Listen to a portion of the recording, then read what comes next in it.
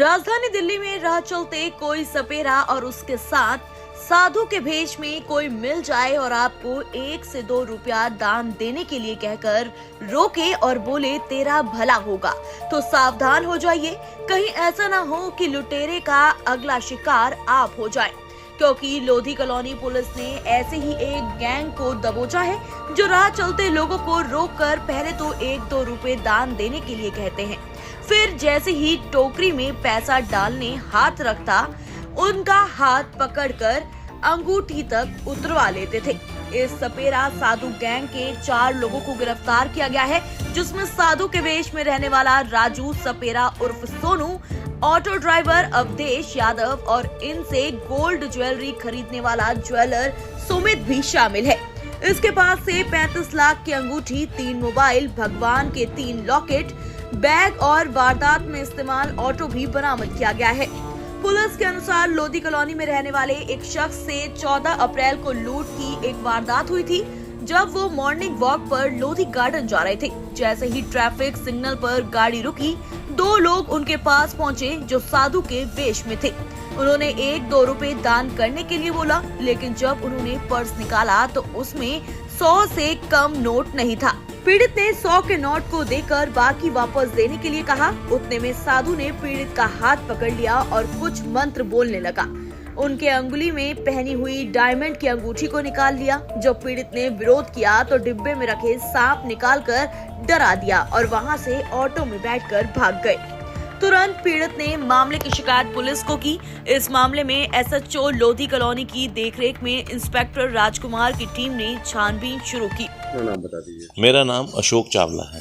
अशोक चावला, मैं sir golf links में रहता हूँ, तो गोल्फ लिंक्स से मैं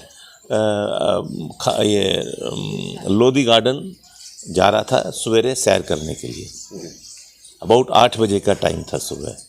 तो जैसे ही हमें गोल्फ लिंक से निकल के आया हूँ दयाल सिंह कॉलेज की रेड लाइट पे, तो रेड लाइट थी, मेरे उधर रुक गया क्योंकि रेड लाइट थी उस वक्त।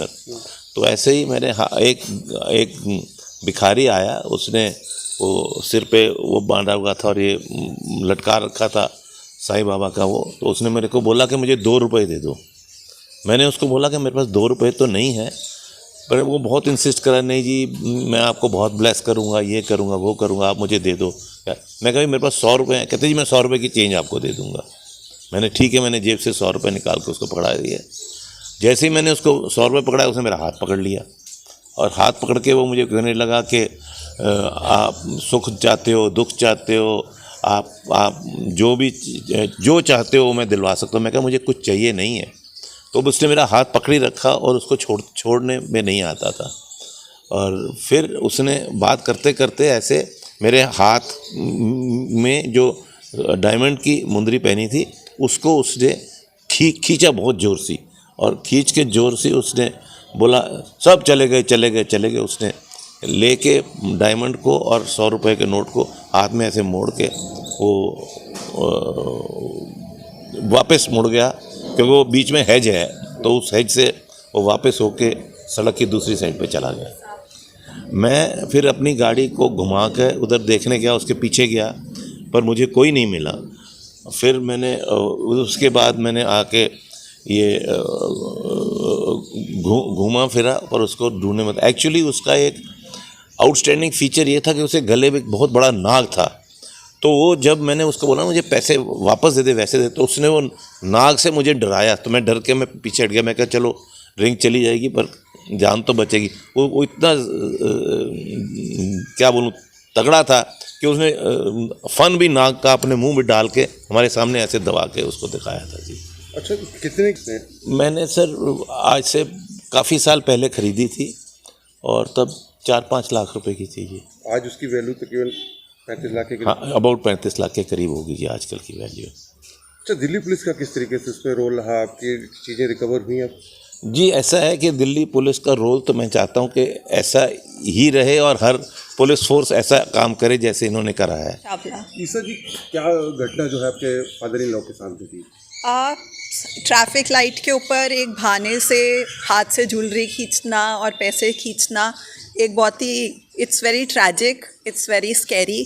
हम छोटे बेबीज़ के साथ गाड़ी में होते हैं, कई बार हम विमेन अकेले होते हैं और हमने कुछ पहना होता है। ये बहुत ही अनफॉर्चुनेट है कि हमारी इतनी Delhi is like so equipped with so many cameras and so many facilities and still we have to go through all this.